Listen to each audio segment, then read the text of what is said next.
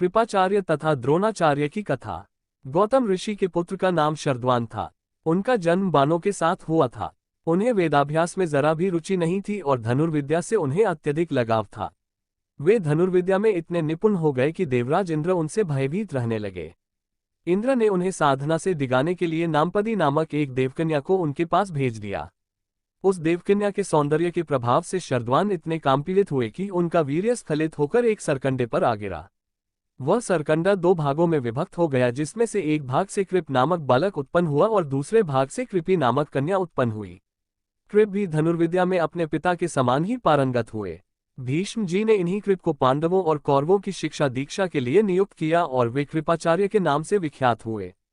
कृपाचार्य के द्वारा पांडवों तथा कौरवों की प्रारंभिक शिक्षा समाप्त होने के पश्चात अस्त्र शस्त्रों की विशेष शिक्षा के लिए भीष्म जी ने द्रोण नामक आचार्य को नियुक्त किया।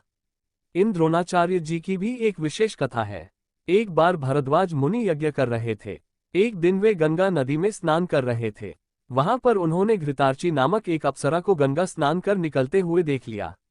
उस अप्सरा को देखकर उनके मन में काम वासना जागृत हुई और उनका वीर्य स्खलित हो गया, जिसे उन्होंने एक यज्ञ पात्र में रख दिया। कालांतर में उसी यज्ञ पात्र से द्रोण की उत्पत्ति हुई।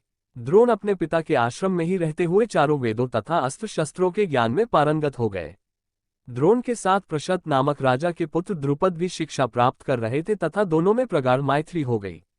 उन्हीं दिनों परशुराम अपनी समस्त संपत्ति को ब्राह्मणों में दान करके महेंद्राचल पर्वत पर तप कर रहे थे। एक बार द्रोण उनके पास पहुंचे और उनसे दान देने का अनुरोध किया। इस पर परशुराम बोले, वत्स, तुम विलंब से आए हो। मैंने तो अपना सब कुछ पहले से ही ब्राह्मणों को दान में दे डाला है। अब मेरे पास केवल अस्त्र शस्त्र ही शेष बचे हैं। तुम चाहो तो उन्हें दान में ले सकते हो।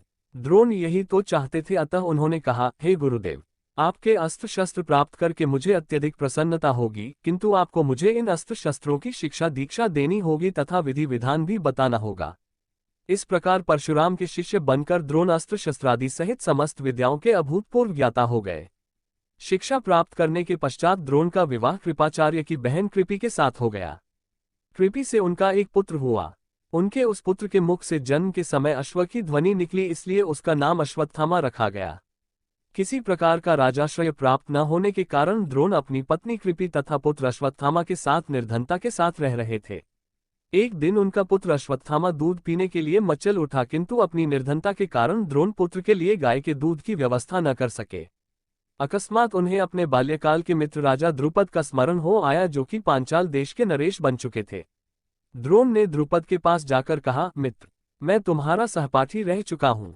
मुझे दूध के लिए एक गाय की आवश्यकता है और तुमसे सहायता प्राप्त करने की अभिलाषा लेकर मैं तुम्हारे पास आया हूँ।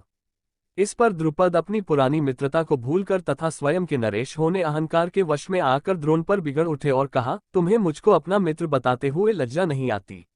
मित्रता केवल समान वर्ग के लोगों में होती है, तुम जैसे निर्धन और मुझ जैसे राजा में नहीं।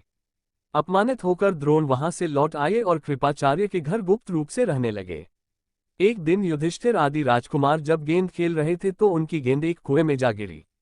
उधर से गुजरते हुए द्रोण से राजकुमारों ने गेंद को कुएं से निकालने लिए सहायता मांगी। द्रोण ने कहा, यदि तुम लोग मेरे तथा मेरे परिवार के लिए भोजन का प्रबंध करो तो मैं तुम्हारा गेंद निकाल दूंगा। युधिष्ठिर बोले, देव, यदि हमारे पितामह की अनुमति होगी तो आप सदा के लिए भोजन पा सकेंगे। द्रोणाचार्य ने तत्काल एक मुट्ठी सीख लेकर उसे मंत्र से अभिमंत्रित किया और एक सीख से गेंद को छेदा।